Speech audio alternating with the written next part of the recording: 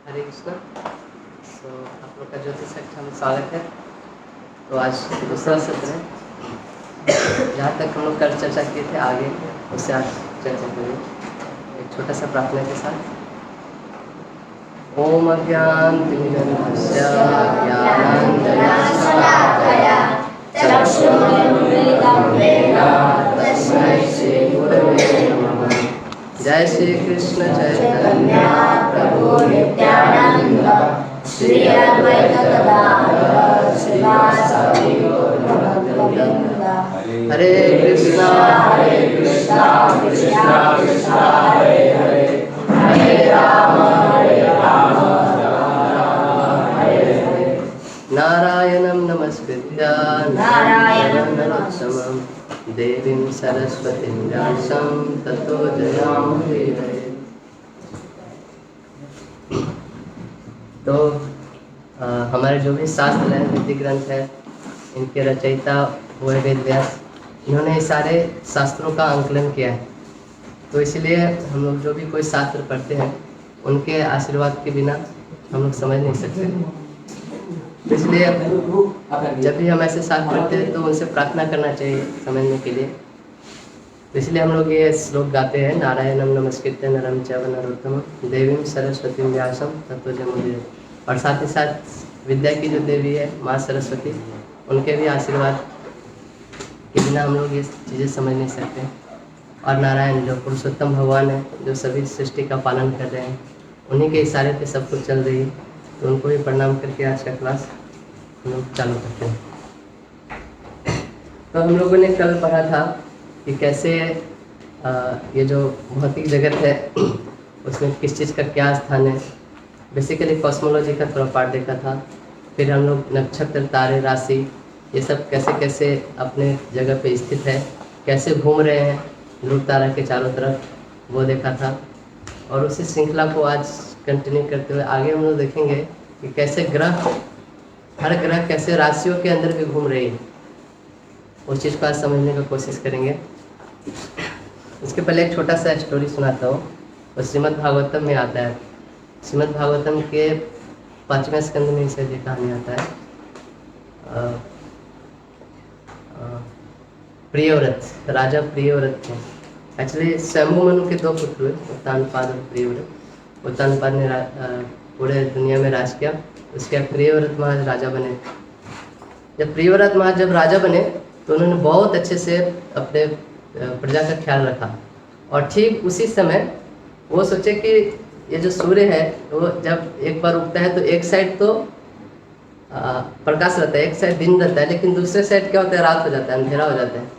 तो बोले कि ऐसा नहीं होना चाहिए, पूरा पूरा हर जगह उजागर रहे तो कितना अच्छा रहेगा ना, कभी रात हो ही नहीं, ऐसा करके उन्होंने सोचा। तो उन्होंने क्या किया, अपना एक उनका दिव्य रथ था, दिव्य रथ पे सवार हुए और जिधर जिधर सूर्य उगता था ठीक उसके अपोजिट डायरेक्शन में वो अपना रथ लेके दूसरा सूर्य लेके चलते थे। यानी कि 24 घंटा दिन रहता था। जिधर सूर्य रहता था उधर तो दिन रहता था, जिधर इनका रथ रहता था उधर भी दिन होता था।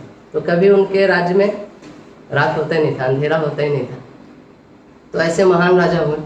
तो ये छोटी सी स्टोरी है, भागवतम में आती है, लेकिन ये बहुत इंपॉर्टेंस है हमारे समझना। खासकर जब ऐसे लोग, जैसे कल हमने देखा था, पृथ्वी घूमती नहीं है, एक्चुअली पृथ्वी खड़ी रहती है, सूर्य चारों तरफ घूमता है। तो ये स्टोरी भी बहुत रिलेट करती है, कोई माइथोलॉजी नहीं है, ये शास्त्रों का लिखा हुआ, वेद व्यास का लिखा हुआ स्टोरी है। वही वेद व्यास जिन्होंने ज्योतिष शास्त्र भी लिखा है। तो यहाँ पे क्लियरली से स्टोरी में देखा था, सूर्य घूम रहा था, उसके साथ साथ प्रियव्रत महाराज भी घूम रहे थे। ऐसा नहीं कि पृथ्वी ऐसे घूम रहा था जिसके कारण दिन और रात हो रहा था, ऐसा नहीं। तो ये बहुत ही लोगों के बीच में गलत धारणा है कि पृथ्वी घूमती है, और बहुत लोग ऐसा बोलते हैं। लेकिन हमको शास्त्रों के अनुसार जानना चाहिए, जो शास्त्र में लिखा है वही चीज़ हमें समझना चाहिए, उसी को प्रचार करना चाहिए। तो आगे हम लोग देखेंगे कल के हिसाब से।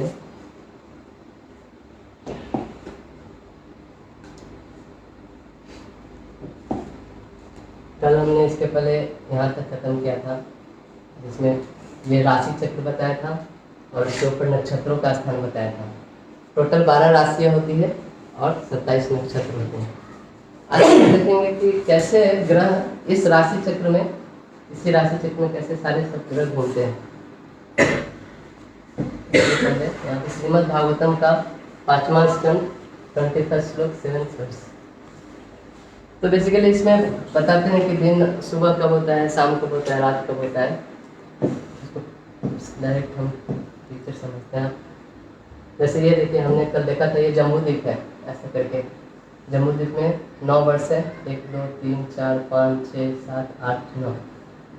और यहाँ पे हमारा जो भारतवर्ष है उसमें एक भारत खंड है, उस पर हमारे पृथ्वी है। तो ये हो जाता है नॉर्थ साउथ ईस्ट वेस्ट। हम लोग ऐसे डायरेक्शन बनाते हैं ना,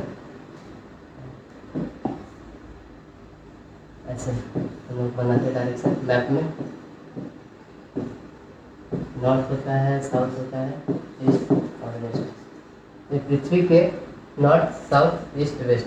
और ट्रू नॉर्थ और ट्रू साउथ, ये ऊपर की तरफ ट्रू नॉर्थ और नीचे की तरफ ट्रू साउथ। ये हमारा मेरू पर्वत है जो कि पूरा गोल्ड का बना हुआ है।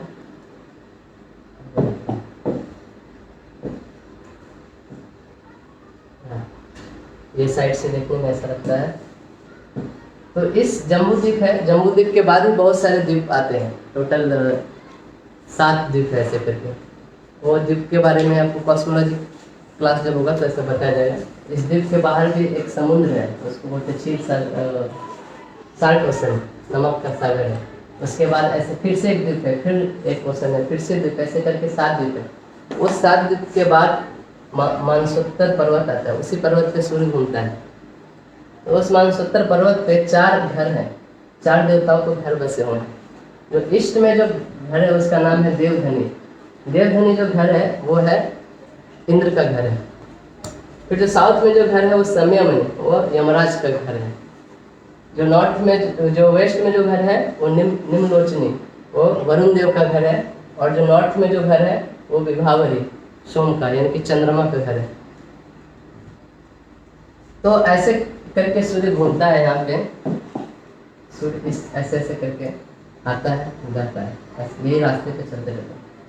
तो जब सूर्य यहाँ पे होता है तो यहाँ पे जैसे मान लीजिए पृथ्वी है यहाँ पे, ठीक है।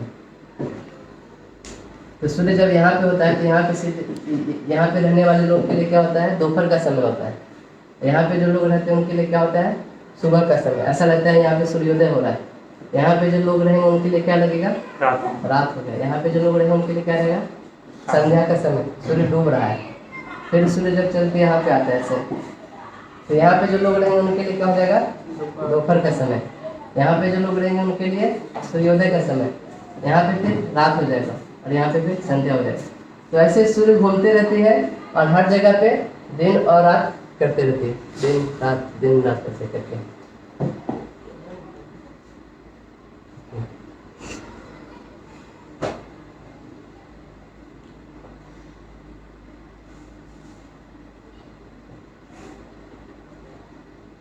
ये इसमें कुछ कैलकुलेशन सब दिया हुआ है, कितना डिस्टेंस पे है, कितना ट्रेवल करता है। अच्छा, यहाँ पे when the sun travels from Devdhani to the residence of Indra to Samyamani the residence of Yamraj. Devdhani जो ईस्ट में था और जो साउथ में था यमराज का रेसिडेंस संयमनी। इट ट्रेवल्स 23,775,000 योजनास इन 15 घटिकास। 15 घटिकास मतलब 6 आवर्स। एक घटिका में लगभग 24 मिनट्स होते हैं, एक समय का माप है। जैसे वैदिक टाइम में एक्चुअली ऐसे हम लोग अभी आवर मिनट सेकंड से नापते हैं। वैदिक टाइम में समय जो होता था वो घटी, पल और विपल ऐसे करके मेजरमेंट का टाइम था। तो वो जो घटी का जो समय था लगभग 24 मिनट्स जो भी हमारा वैदिक से होता है उतने समय था। तो 15 घटिका मतलब लगभग 6 आवर्स के आसपास आता है।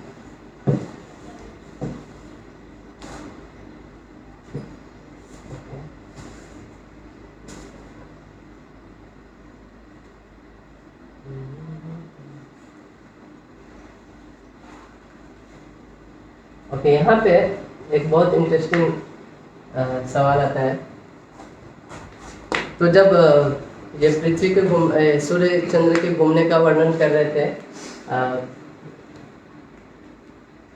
तो परीक्षित महाराज उनसे सवाल पूछते सुखदेव गोस्वामी से। क्या सवाल पूछते हैं? King Parikshit inquired from Sukhdev Goswami, my dear lord, you have already affirmed the truth that the supremely powerful sun travels around Dhruvaloka with both Dhruvaloka and Mount Sumeru on its right. Yet at the same time the sun god faces the signs of zodiacs and keeps Sumeru and Dhruvaloka on its left. How can reasonably accept that the sun god proceeds with Sumeru and Dhruvaloka on both his left and right simultaneously? तो सुमेरु तो question क्या पूछेंगे, Sumeru mountain था, इसमें ऐसे ऐसे सारे ग्रह चक्कर काट रहे हैं, ठीक है, तो वो जो चक्कर काट रहे हैं उनके राइट साइड में हमेशा सुमेरु माउंटेन होता है। जैसे आप किसी मंदिर में प्रदक्षिणा करते हैं ब्रिटिश का, तो राइट साइड में रख के प्रदक्षिणा करते हैं। लेकिन फिर बोल रहे हैं कि जो राशि चक्र है उसमें ऐसा लगता है कि उसके लेफ्ट में रह के चक्कर काट रहे हैं ये सारे ग्रह।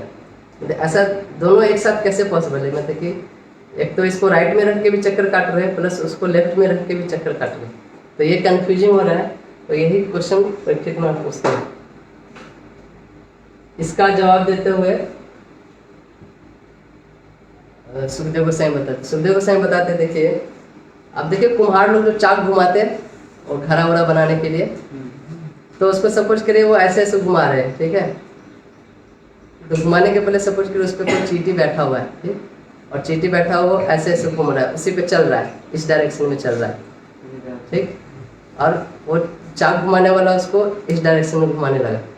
तो चाक के रिस्पेक्ट में जो चाक था उसके रिस्पेक्ट में चींटी एंटी क्लॉकवाइज डायरेक्शन में जा रहा है, मतलब उल्टा डायरेक्शन में जा रहा है, लेकिन चाक पे चूंकि वो बैठा हुआ है खुद, चाक इस डायरेक्शन में घूम रहा है तो वो क्लॉकवाइज डायरेक्शन में भी घूम रहा है, समझ रहे हैं? वो चींटी का पीछे चलते दिखाई दे, हाँ, तो चाक पे वो पीछे चल रहा है लेकिन चाक ऐसे घूम रहा है, यानी कि उसका दोनों मूवमेंट एक साथ हो रहा है, समझ रहे?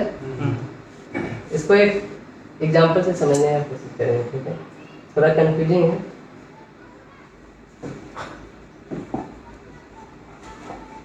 तो मान लीजिए एक प्ले ग्राउंड है, ठीक है, हम लोग फील्ड में सुबह सुबह बच्चे लोग दौड़ने जाते हैं, तो हम लोग बहुत बार कंपटीशन रखते हैं ना कि कौन दौड़ के फर्स्ट आएगा। तो 3 बच्चों ने एक बार ऐसे चैलेंज लगाया, ये तीनों दौड़ेंगे, प्लेग्राउंड का एक चक्कर मारेंगे, ठीक है, देखते हैं कि कौन कहाँ पे पहुँचता है, कौन ज़्यादा राउंड मार सकता है, ऐसे चक्कर ये लगा। तो यहाँ पे हमने 3 बच्चे लिए, Y1, Y2 और Y3, तीनों एक साथ, ये जो स्टार्टिंग पॉइंट यहाँ पे थे और दौड़ना चालू किए। तो जब दौड़ना चालू की, जब वो एक राउंड कंप्लीट किया, जो Y1 था वो जब वापस एक राउंड कंप्लीट करके यहाँ पे आया, तो उस समय Y2 था, दूसरा जो लड़का था वो थोड़ा पीछे रह गया। हर का तो दौड़ने का स्पीड थोड़ा अलग अलग है ना, तो जो दूसरा जो बच्चा था वो थोड़ा पीछे रह गया, और जो तीसरा जो बच्चा था ना वो एकदम किसके तरह था, हमारे अलंकृत की तरह था, वो बहुत पीछे रह गया। अरे पहले सबसे तेज कौन दौड़ता है? राहुल मंडल, ठीक है, ये राहुल मंडल था पहला बच्चा, दूसरा बच्चा सूरज था, ठीक है, तीसरा बच्चा अलंकृत था। तो राहुल जब एक पहला बार जब दौड़ के आया तो सूरज थोड़ा सा पीछे रह गया, उसको थोड़ा और मेहनत करना पड़ेगा ना अगले बार हराने के लिए, और अलंकृत बहुत पीछे रह गया, बहुत मेहनत करना पड़ेगा उसको, लेकिन तीनों मेहनत कर रहा है, देखता है करता है। तो पहला राउंड के बाद ये बात, फिर वो लोग रुका नहीं, फिर कंटिन्यू रखा, ऐसे बहुत सारे राउंड मार लेते हैं। तो ये जो पहला राउंड हुआ ना, ये मान लीजिए ये जो सर्किल है, पूरा जो प्लेग्राउंड है, उसको 10 भाग में ऐसे डिवाइड कर दिया मान लीजिए, ठीक है, तो ये मान लीजिए 10 मीटर से पीछे हो गया, ठीक है, 10% से पीछे हो गया, और ये जो बॉय था इस 10 को भी अगर 10 भाग में डिवाइड किए तो ये मान लीजिए 1% से पीछे हो गया, यानी कि फील्ड का जितना दूरी था ना उसमें 10% कम हुआ, इसका 1% कम हो गया सूरज का, लेकिन फिर भी वो कंटिन्यू रखा।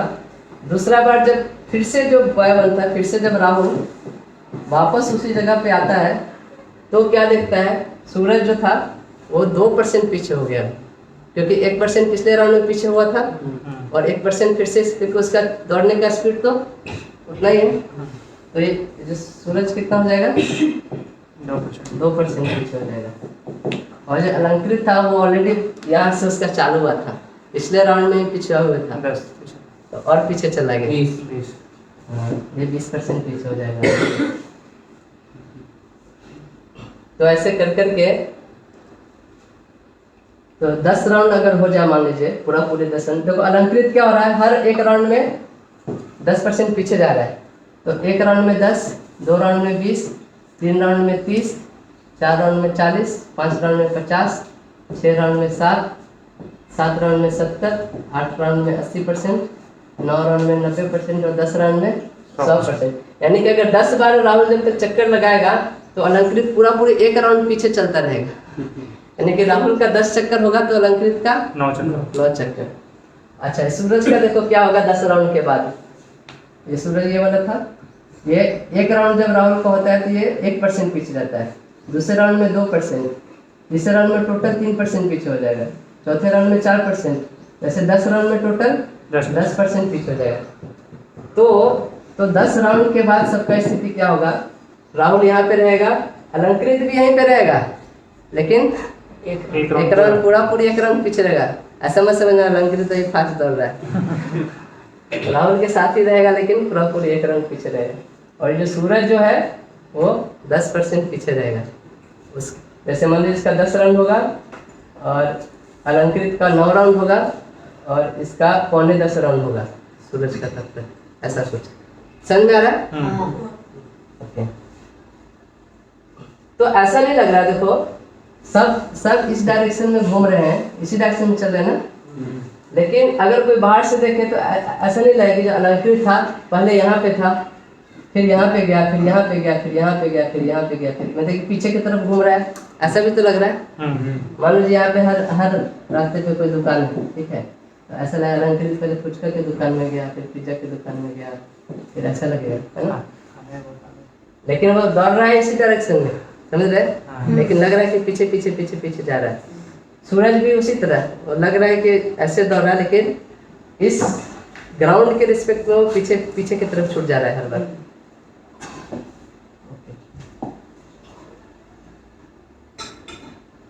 तो इसी तरह वो 10 राउंड तक हुआ। 11वें राउंड में क्या होगा, देखो यहाँ पे राहुल पहुंचा, फिर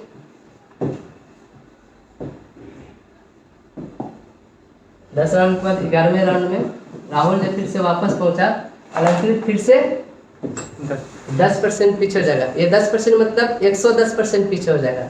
एक राउंड प्लस 10% एक्स्ट्रा पीछे हो जाएगा 11वें राउंड में, समझ रहे हैं। और ये कितना परसेंट पीछे हो जाएगा सूरज? 11%।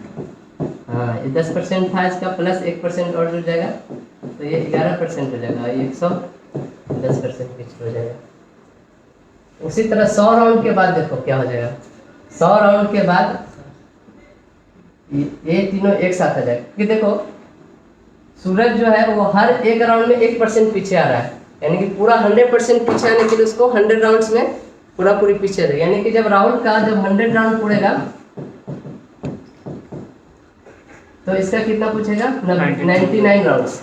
और अलंकृत का कितना पूरेगा? 90 राउंड्स, क्योंकि हर 10 राउंड में ये एक राउंड पीछे जा रहा है। तो 100 राउंड में टोटल 10 राउंड पीछे हो जाएगा ना। तीनों साथ में 100 राउंड बाद तीनों साथ में मिलेंगे, लेकिन तीनों का राउंड कितना हुआ वो अलग अलग होगा। तो ऐसे कैलकुलेशन है, ठीक है। तो यहाँ पे जो बॉय 1 था, जो राहुल जो था ना, राहुल का जो कंपेरिजन है वो काल चक्र है, ठीक है। जो बॉय 2 था, जो सूरज था, वो सूर्य है। और जो बॉय 3 था, जो चंद्रमा है, वो अलंकृत है। अलंकृत मतलब क्या होता है? शोभायमान। चंद्रमा जो है शिव जी के माथे पे शोभायमान। तो ये जो लड़का 1 जो था राहुल, वो काल चक्र पे घूम रहा है, कल बताते हैं ऊपर ऐसे घूम रहा है, उसका स्पीड है।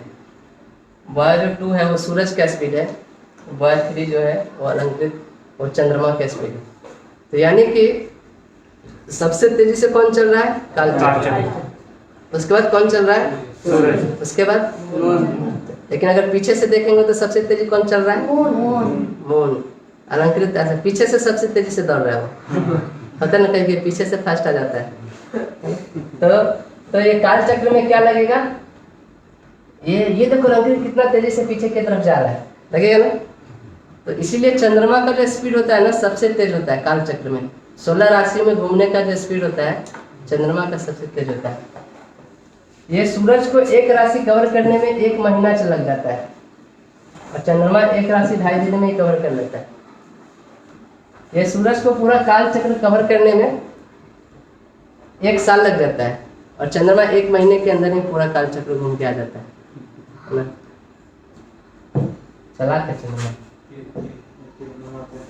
तो अभी देखेंगे तो जितने भी ग्रह है जो टाइम व्हील है काल चक्र सन मून सब ऐसे घूम रहे हैं, ठीक है, ऐसे इस डायरेक्शन में घूम रहे हैं ऐसे। लेकिन इस राशि चक्र में सब इस राशि से इस राशि में इस राशि से ऐसे पीछे की तरफ जा रहे हैं। समझ में आ रहा है? दोनों मूवमेंट हो रहा है। अगर बाहर से देखें तो सब फील्ड का ऐसे चक्कर लगा रहे हैं, लेकिन राशि चक्र में देखेंगे तो पीछे की तरफ जा रहे हैं, है ना। जैसे यहाँ पे मेष राशि हो उसके टॉरस में जाएंगे, वृषभ में जाएंगे, वृषभ के बाद मिथुन में जाएंगे, कर्क में जाएंगे, ऐसा लगेगा। और लेकिन वो घूम रहे क्योंकि काल चक्र भी उनके साथ साथ घूम रहा है। ये राशि चक्र है ना, ये भी साथ साथ घूम रहा है। ये ऐसा समझिए राशि चक्र काल चक्र के स्पीड से घूम रहा है, ठीक। तो ये भी घूम रहा है लेकिन इसके अंदर में वो पीछे के डायरेक्शन में चल रहा है। ये समझ में आ सबको थोड़ा हार्ड है, नहीं भी समझेंगे तो चलेगा, लेकिन जानना जरूरी है क्योंकि आगे क्योंकि आजकल आते हैं सॉफ्टवेयर में सब कैलकुलेशन दिए रहते हैं, लेकिन ये फंडामेंटल चीज़ है, ये जानना जरूरी है, ठीक है। आगे बढ़े।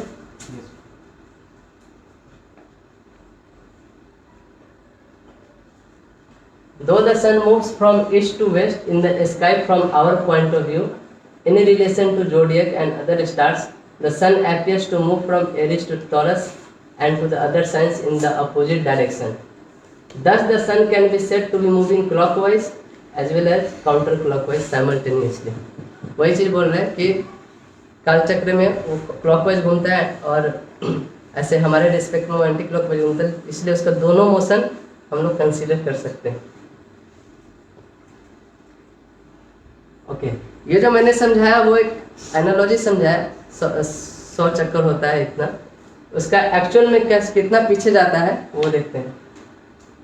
एक्चुअल मोशन जब कंसीडर करेंगे ना तो जब इसमें देखते राहुल जो था, काल चक्र जो था राहुल, वो जब 100 राउंड पुराता है तब सन का 99 राउंड पूरा होता है। एक्चुअल में जब काल चक्र का 365 राउंड पूरा होता है, नहीं काल चक्र का 366 राउंड पूरा होता है तो सूर्य का 365 राउंड्स पूरा होता है। एग्जैक्ट 100 नहीं है, वो 100 समझाने के लिए बताया था, 100 राउंड समझाने के लिए। लेकिन एक्चुअल जो स्पीड है सन का, मून का, काल चक्र का, तो उसके अनुसार जब काल चक्र का 366 राउंड पूरा होता है तो सूर्य का 362 राउंड पूरा होता है और चंद्रमा का 352 राउंड पूरा होता है लगभग। एग्जैक्ट यहाँ पे लिखा हुआ है।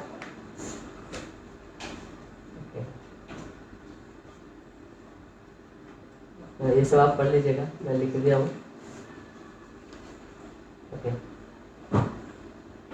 ओके, तो ये मूवमेंट हुआ। तो ऐसे ही आप समझ सकते हैं जैसे चंद्रमा सूर्य हुआ, ऐसे ही जो सारे ग्रह होते हैं, मंगल ग्रह, शनि ग्रह और बुध, शुक्र, सारे ग्रह इसी तरह घूमते हैं काल चक्र पे। हर ग्रह का अपना अलग अलग स्पीड, इसीलिए वो पीछे की तरफ जो राशि में है उसमें जाने का उनका समय अलग अलग टाइम होता है।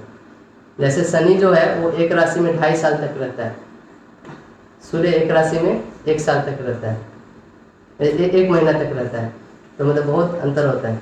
यानी कि शनि 2.5 साल तक रहता है, इसका मतलब ये नहीं कि उसका स्पीड स्लो है। राशि चक्र में चलने का स्पीड स्लो है, यानी कि वो काल चक्र के अनुसार वो एकदम बहुत अच्छे स्पीड से चल रहा है, तभी वो राशि चक्र में पीछे धीरे धीरे जा रहा है। समझ रहे? थोड़ा सा तो इसको बड़ा करते हो। हाँ बड़ा।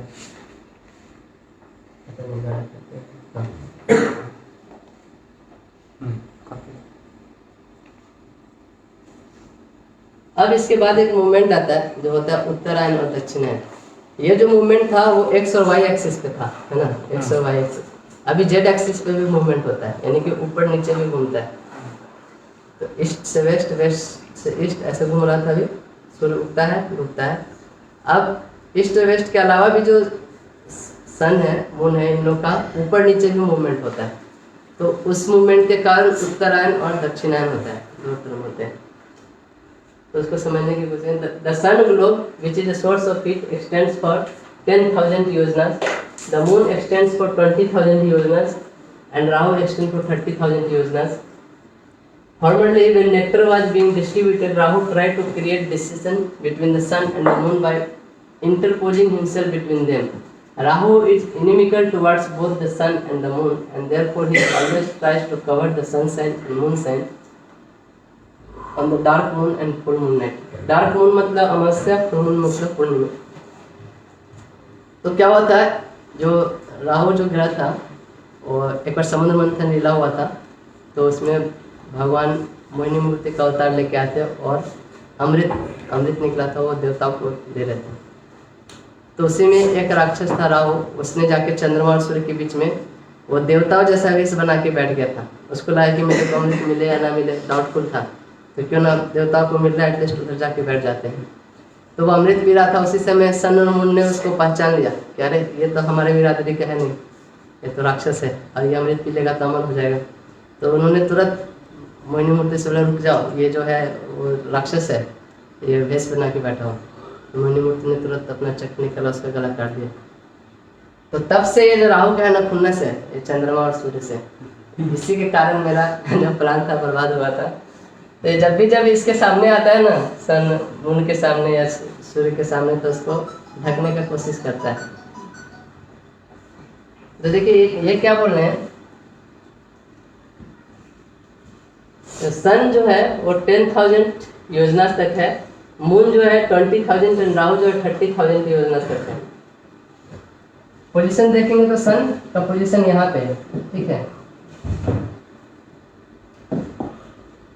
ये जो बोल रहा है सन ऊपर और नीचे का जो ये है डिस्टेंस है, ऊपर है 10,000 योजना तक सन ऊपर नीचे जा सकता है। मून जो है 20,000 योजना तक ऊपर नीचे जा सकता है और राहु 30,000 योजना तक ऊपर नीचे जा सकता है। लेकिन अभी इसको समझे कैसे, देखने में तो लग रहा है कि सबसे कम राहु जा रहा है और सबसे ज़्यादा सन जा रहा है। सन का डिस्टेंस देखिए कितना कवर कर रहा है। तो ये जो डिस्टेंस दिया हुआ है एक पर्टिकुलर फ्रेम में दिया हुआ है, एक जगह से दिया हुआ है। इसको कैसे समझ सकते हैं,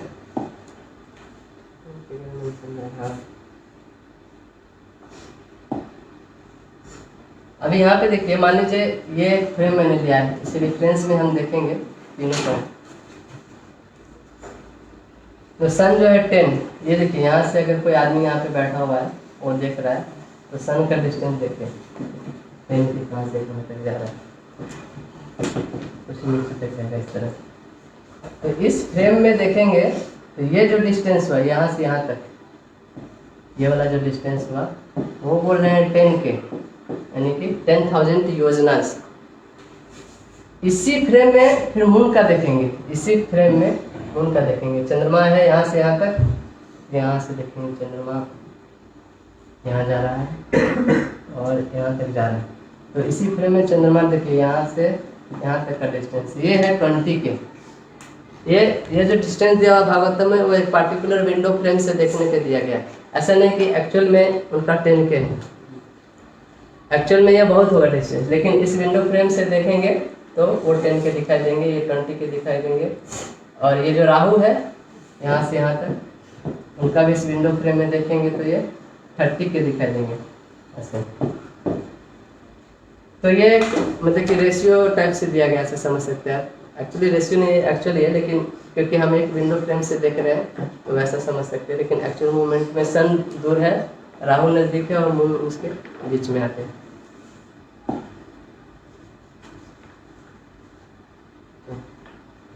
तो उत्तरायण कब होता है, जब उत्तर, देखिए इधर क्या होता है, उत्तर दिशा होता है, नॉर्थ साइड।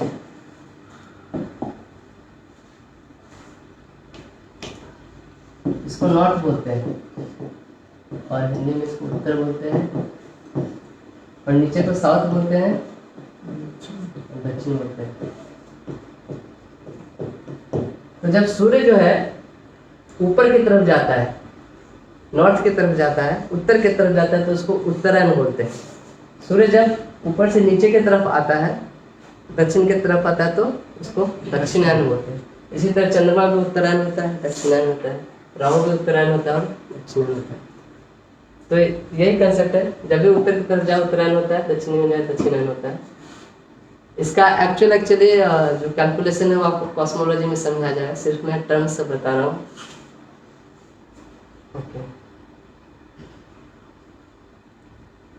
ओके, यहाँ पे आगे मैंने बहुत सारा रेफरेंस दिया है अलग अलग जगह से। जैसे भागवतम में प्रियव्रत मास का मैंने रेफरेंस दिया था, कैसे वो सन के साथ साथ घूमते हैं।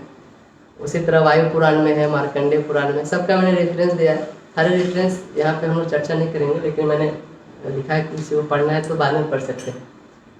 तो यहाँ पे एक चीज़ और समझना है कि मैंने बोला कि ऐसे ईस्ट टू वेस्ट चंद्र घूमता है, ऊपर नीचे भी घूमता है, तो घूमता कैसे है? आपने स्प्रिंग देखा है? स्प्रिंग में ऐसे स्प्रिंग खड़ा करके रख दोगे और उस पर चलते जाओगे तो ऐसे ऐसे धीरे धीरे आप ऊपर उठ जाओगे। या गोल वाला सीढ़ी देखा है? सीढ़ी, गोल वाला सीढ़ी, सीढ़ी पे चढ़ते चढ़ते आप गोल भी घूम रहे हो और ऊपर भी जा रहे हो। तो ऐसा ही कुछ उत्तरायण में होता है, सन गोल भी घूमता है और ऊपर भी जाता है, और दक्षिणायन में गोल भी घूमता है और नीचे भी उतरता है। दोनों मूवमेंट एक साथ होता है। ऐसा नहीं कि कभी रुक गया फिर ऊपर थोड़ा चला गया फिर घूम लेते हैं, ऐसा नहीं, साथ ही साथ दोनों मूवमेंट होता है। तो ये देखिए, जो प्रियव्रत महाराज का जो कहानी मैंने सुनाया था, ये देखिए, ये हमारा जो है माउंट सुमेरु है। यहाँ पे जम्मू द्वीप है और बहुत सारे द्वीप से, टोटल 7 द्वीप है। ये 7 द्वीप वो 7 द्वीप नहीं जो हम लोग जीके में पढ़ते हैं ना, एशिया, अमेरिका, अफ्रीका, वो वाला नहीं, ये अलग से 7 द्वीप है। उसमें से एक द्वीप है जम्बू द्वीप। उस जम्बू द्वीप में 7 वर्ष, उसमें एक वर्ष है भारतवर्ष। उस भारतवर्ष में एक खंड है भारत खंड, वहाँ पे हमारी पृथ्वी है। उसमें 7 कंटिनेंट है, एशिया, अफ्रीका, यूरोप। ये 7 द्वीप अलग है। ये 7 द्वीप कैसे बने? तो मैं बताया था ना, जब सूर्य जो है ऐसे घूमना चालू करता है, ये जो पर्वत है मानसोत्तर पर्वत है, इसी पे सूर्य घूमते हैं। तो जब सूर्य इधर था ना, तो प्रियव्रत महाराज इधर थे उल्टा, और यहाँ पे अपना रथ पे सवार होकर घूमते थे। तो उनके रथ के पहिए का जो पहिए से वो बार बार घूमते रहते थे, तो उससे बहुत बड़ा गड्ढा हो जाता था। वही गड्ढा जो है वो समुद्र के रूप में बन गया आगे चल के। ऐसे 7 समुद्र जो हम लोग सुनते हैं, घी का समुद्र, दही का समुद्र, सागर, लवण सागर है, ऐसे दूध का सागर है। तो ये सब सागर ऐसे बनते गए। तो इसमें आप देखेंगे कि जो सागर भी बने हैं ना, वो एक एक स्टेप नीचे ऐसे बनते गए। यानी कि इसका बनने का भी जो तरीका है वो उत्तरायण और दक्षिणायन की तरह है। जब उत्तरायण में जाते हैं तो ऊपर चढ़ते जाते हैं, और दक्षिणायन में जाते हैं तो नीचे उतरते जाते हैं। ये भी एक चीज़ प्रूव करता है कि सन जो था वो ऊपर नीचे भी चल रहा था। सिर्फ ईस्ट वेस्ट घूमता तो फिर एक ही सागर बनता और एक ही लेवल पे सब सागर बनता, लेकिन ये एक ही लेवल पे नहीं है, वो ऊपर नीचे लेवल पे।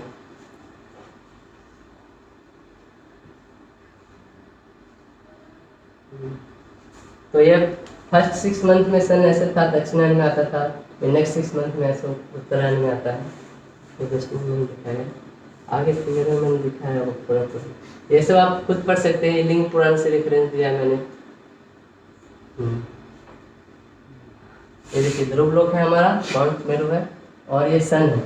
सन ऐसे ऐसे देखिए, डॉटेड सर्किल है, उसका सर्कुलर मोशन दिखा रहा है, और ये जो लाल वाला है इसका अपवर्ड मूवमेंट दिखा रहा है। यानी कि अंदर की तरफ घिसता भी जाता है और ऊपर भी जाते जाता है। यानी कि इसको देखेंगे और दक्षिणायन में नीचे की तरफ वो आते जाता है। तो कुछ इस टाइप का मूवमेंट हो रहा है, ऊपर भी जा रहा है, इधर भी जा रहा है, ऊपर भी जा रहा है। तो ये कैसे होता है?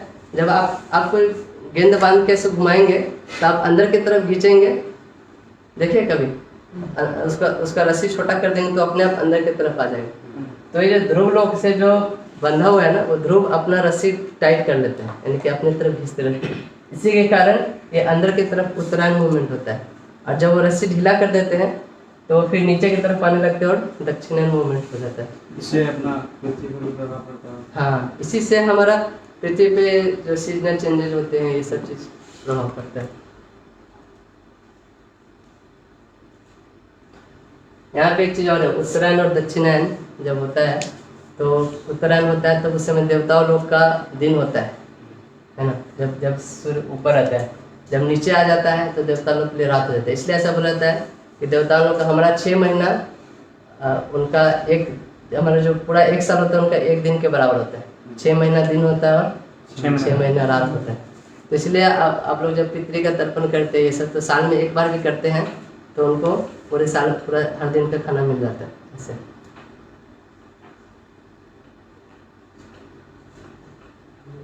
ये दक्षिणायन का है, नीचे की तरफ आता है।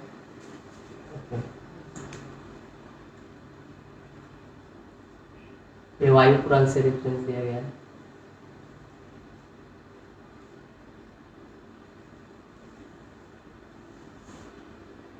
भागवतम से रेफरेंस है। ओके, अब इस फिगर में देखेंगे उत्तरायण दक्षिणायन हमने बताया ऊपर नीचे जाता है, तो कौन कौन राशि में चंद्रमा रहता है, सूर्य रहता है तो उत्तरायण होता है, किस किस राशि में रहता है तो दक्षिणायन होता है, क्योंकि वो राशि चक्र में भी अलग अलग पोजीशन पे रहता है ना, उत्तरायण के समय दक्षिणायन के समय। तो जब मकर संक्रांति होती है, मकर संक्रांति से कर्क संक्रांति होने के पहले तक का जो समय रहता है वो रहता है उत्तरायण का समय। अच्छा, हम लोग मकर संक्रांति मनाते हैं, लोहड़ी 14-15 जनवरी के आसपास, तो उस समय हमारा मकर संक्रांति होता है। संक्रांति मतलब क्या है? संक्रांति एक्चुअली जो संक्रमण वर्ड आपने सुना हो, संक्रमण, जैसे किसी को बोलते नहीं संक्रमण, संक्रमित रोग है, यानी कि एक व्यक्ति से दूसरे व्यक्ति में संक्रमण होता है। तो उसी तरह जब एक राशि से दूसरे राशि में जाता है तो उसको संक्रांति बोलते हैं या संक्रमण बोलते हैं।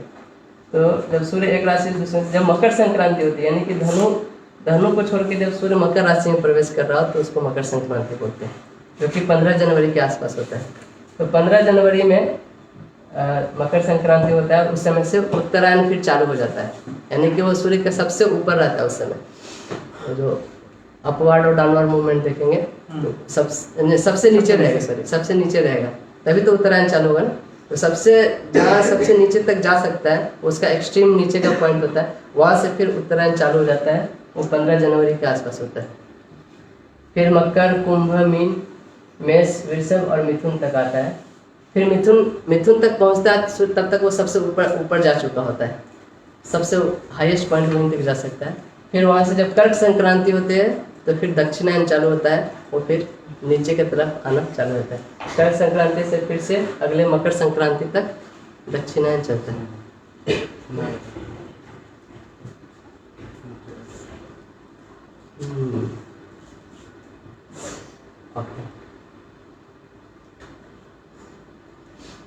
ठीक है, इसको भी समझाते हैं। ये है 15 जनवरी का समय है, जब सूर्य का पोजीशन है। सूर्य कहाँ पे है? नीचे, सबसे नीचे में है ना। यहाँ से इस 15 जनवरी से मकर संक्रांति होगी, इसके बाद से सूर्य ऊपर की तरफ जाने लगेगा। ठीक, तो अर्थ पे कैसे लिखें? यहाँ पे जो अर्थ है ऐसे है,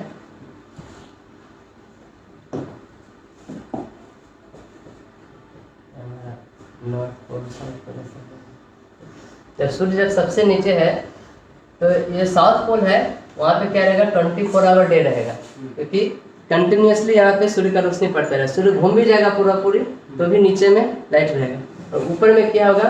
24 आवर जो नॉर्थ पोल है, 24 आवर वहाँ पे क्या रहेगा? रात रहेगा। सूर्य पूरा घूम जाए तो भी वहाँ पे रात रहेगा। और इक्वेटर पे यानी कि बीच का जो लाइन है, वहाँ पे क्या होगा? 12 hour day and 12 hour night है। तो ये जो चेंज है वो ग्रेजुअल चेंज है।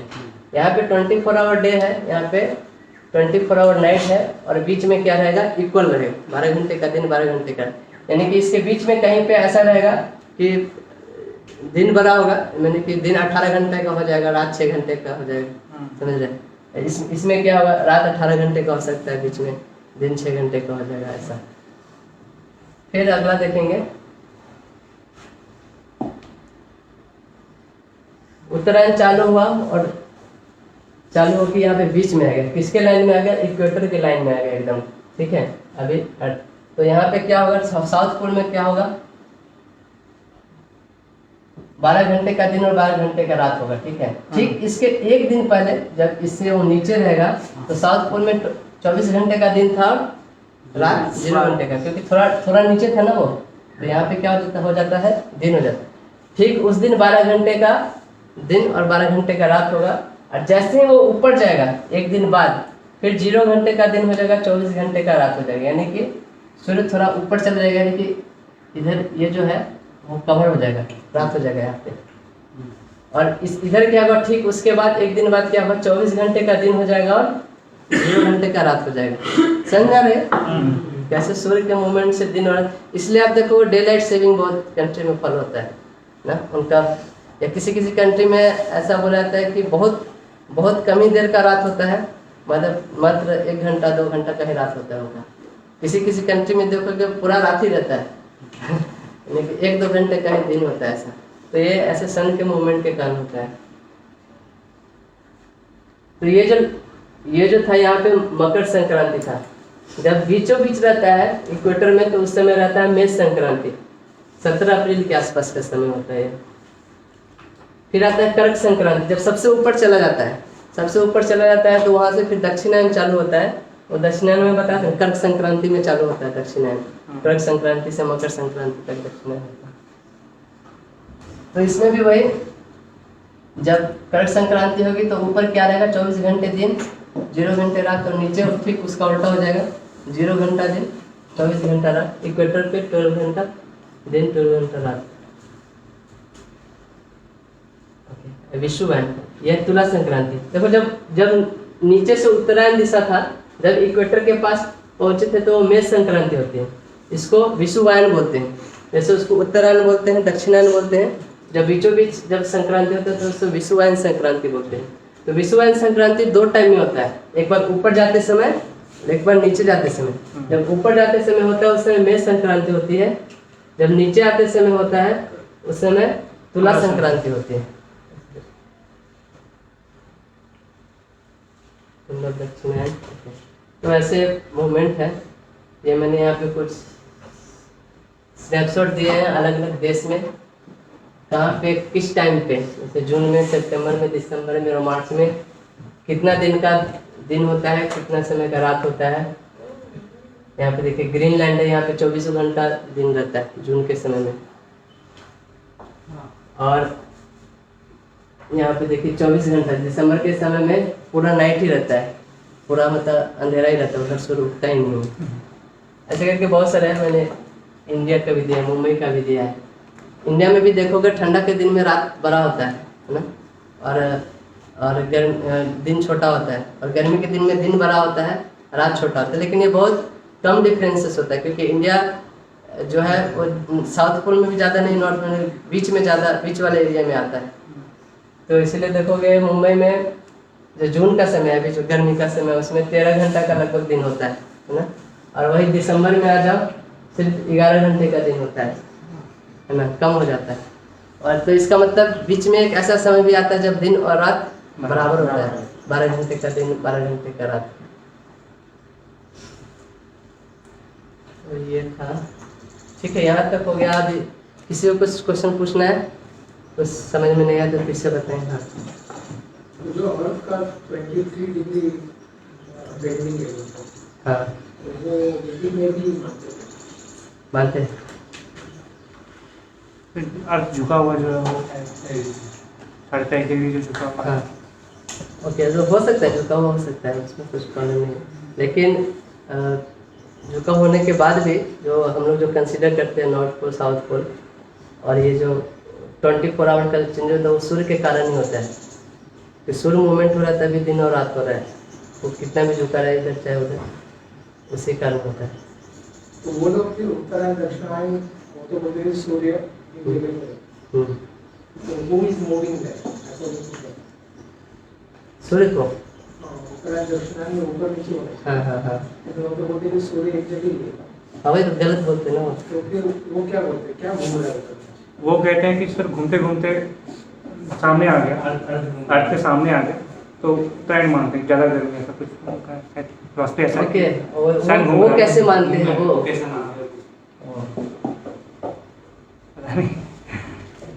मैं भी उतना साइंस पढ़ा नहीं। वो मानते हैं यहाँ पे ऐसे सन है,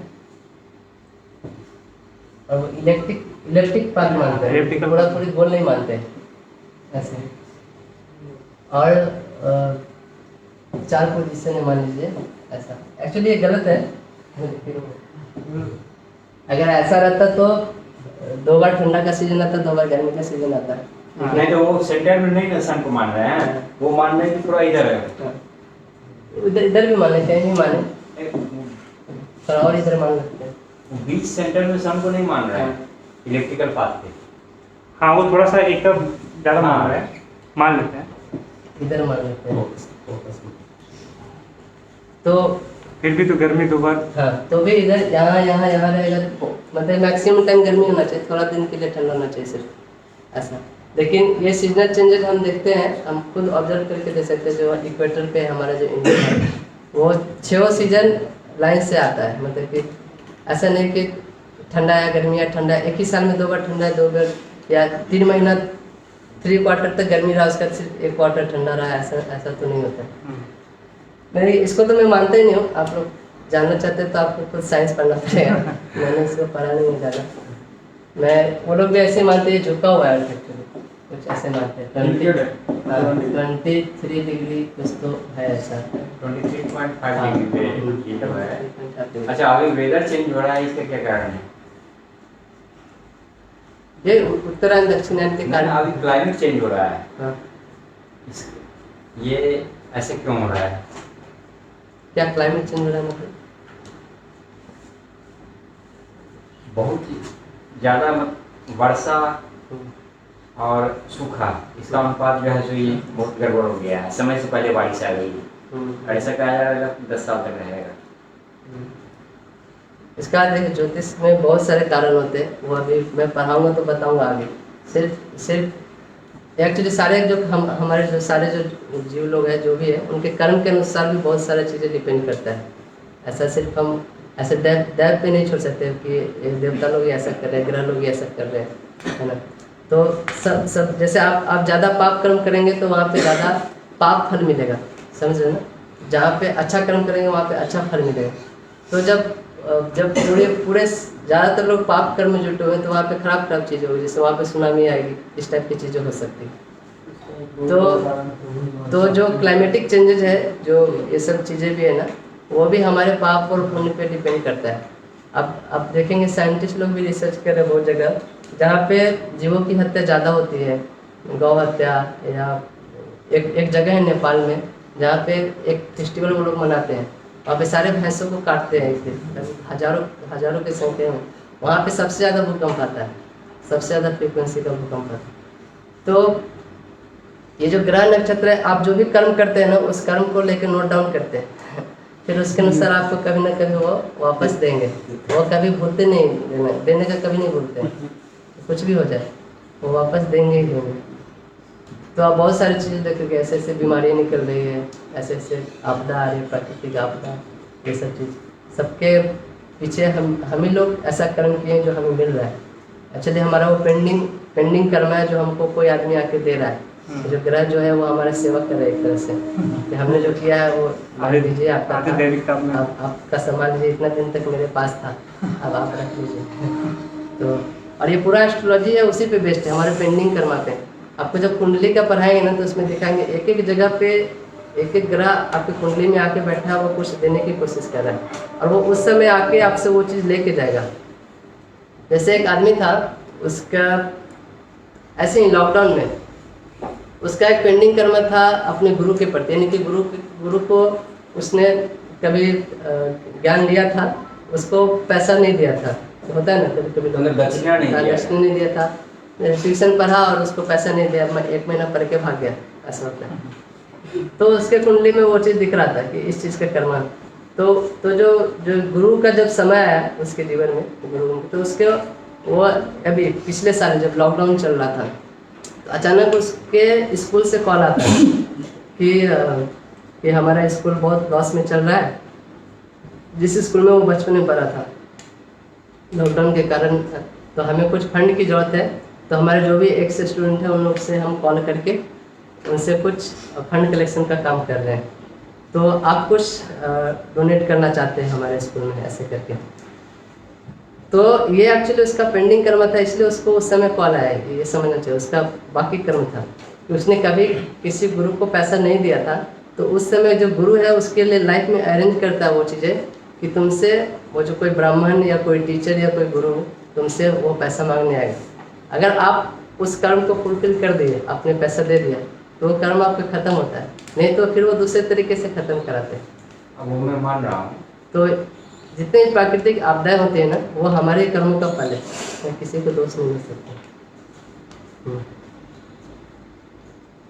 अच्छा, ये अभी जो कॉन्सेप्ट है, हम्म। जैसा कि हम लोग का वैदिक कॉन्सेप्ट है कि धरती जो है सो स्थिर है और सन जो है सो घूम रहा है, तो ये क्या धरती अपने एक्सिस को चेंज कर रही है?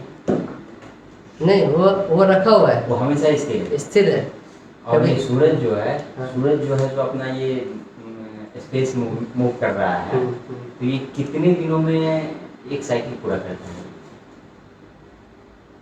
वो ऊपर मतलब ऊपर से नीचे, हाँ। नीचे गया और नीचे से ऊपर आएगा। 1 साल लगता है, 1 साल। एक साल। दक्षिणायन 6 महीने का दक्षिणायन होता है, 6 महीने का उत्तरायण होता है। अच्छा। हाँ, तो दक्षिणायन चालू होता है आपका अभी लगभग जून के आसपास चालू अरे होता वो है। समझ गया मैं, 6 महीना यानी एक साल में पूरा कवर कर लेता है। अब एक बात बताया जाए, फरवरी में न्यूज आया था कि अर्थ का एक्सिस चेंज हो गया है, इसी कारण ये क्लाइमेट चेंज हो रहा है। हालांकि अभी जो हकीकत में क्लाइमेट चेंज हो रहा है वो 80% जो है सो जियो इंजीनियरिंग के द्वारा किया जा रहा है, और ओनली जो है सो अर्थ के एक्सिस के चेंज से जो है सो सिर्फ 20% चेंज हो रहा है। ये चेंज करीब 10 साल तक रहेगा। ये देखिए, एक बात आपको समझ रहे हैं, आपका श्रद्धा किधर है? अगर आप साइंटिस्ट पे विश्वास करते हैं तो आपको सब कुछ उनका आपको लेना पड़ेगा, लेकिन वो लोग वैसे लोग नहीं है जो आपको भला करने के लिए बैठे हैं। मैं आंख मूंद के किसी पे विश्वास नहीं करना चाहता, मैं अन्वेषण तो आपको एक देखेंगे, साइंटिस्ट लोग सैटेलाइट जो छोड़ते हैं ना, अर्थ से जो सैटेलाइट छोड़ते हैं, उसका जो फार्मूला है कैलकुलेट करने का, वो फार्मूला इस बेसिस पे कैलकुलेट करते हैं कि अर्थ जो है वो रुका हुआ है। हाँ बिल्कुल। आप ऐसे यूट्यूब पे भी सर्च करके देखिएगा। अब वो सैटेलाइट छोड़ रहे हैं और इस फार्मूला पे कोशिश करें कि अर्थ एकदम स्टेशनरी है, और जाके फिर बाद में लिखते क्या है, जब खुद वो यूज करें तो ये लिखते हैं अर्थ स्टेशनरी है, और टेक्स्ट बुक में क्या पढ़ाते हैं कि अर्थ घूम रही है। आपको पहले खुद सर्च करना पड़ेगा, बहुत सारे फ्रॉड है। मैं उस चीज़ को यहाँ पे डिस्कस नहीं कर रहा हूँ, सही बोल रहे हैं। मैं इस चीज़ को यहाँ पे डिस्कस, आपको कॉस्मोलॉजी पढ़ाया जाएगा ना, ये सब चीज़ें एक चीज़ है। अभी एक नया कंसेप्ट है कि अर्थ एकदम फ्लैट है। हाँ, चल रहा है कि नहीं? बिल्कुल। तो ऐसे वो रिसर्च वर्क है वो, लेकिन जो शास्त्र को जो वाक्य है ना, उसको अपर से बोलता है, वो रिसर्च वर्क नहीं, वो जैसा है वैसे ही दिया गया, वो कभी चेंज नहीं हो। वो 10 साल पहले भी अर्थ रुका हुआ था और आज भी रुका रहेगा, ऐसे नहीं कि एक दिन अचानक चलने लगेगा। साइंटिस्ट का बात, बहुत सारी चीज़ साइंटिस्ट की थ्योरी हमेशा चेंज होते रहे। एटम थ्योरी आया बोर का, फिर उसका रदरफोर्ड का मॉडल आया, फिर उसके बाद अभी नया कुछ मॉडल आया, तो ये हमेशा चेंज होते रहता है ना। तो आपको विश्वास कहाँ रखना है वो आपके ऊपर निर्भर है, लेकिन जो शास्त्र का बात है वो हमेशा एक ही जैसा रहता है।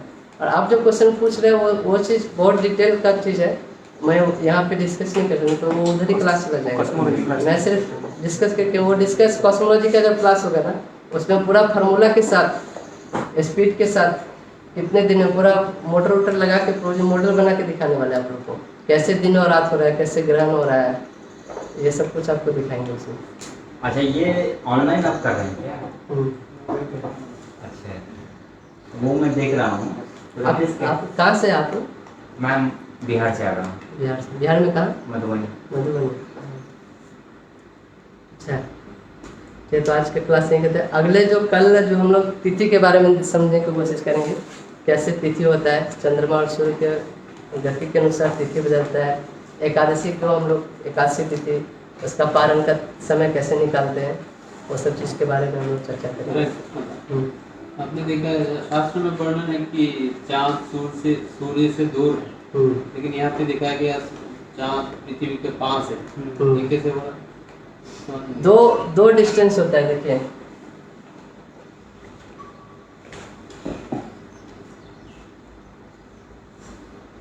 मान लीजिए बहुत बड़ा बिल्डिंग है,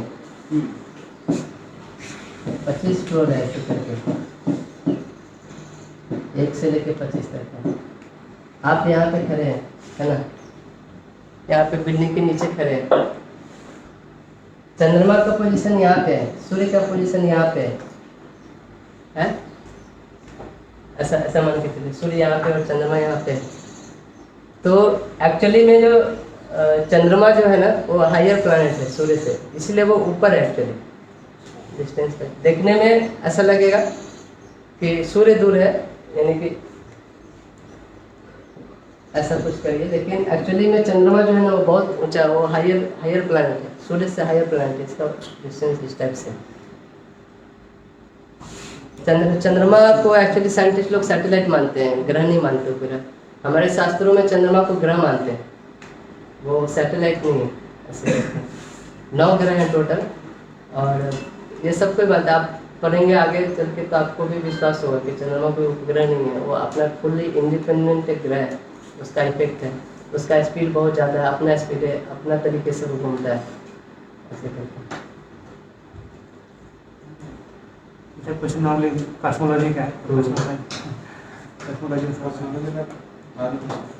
ठीक है, हरे कृष्ण।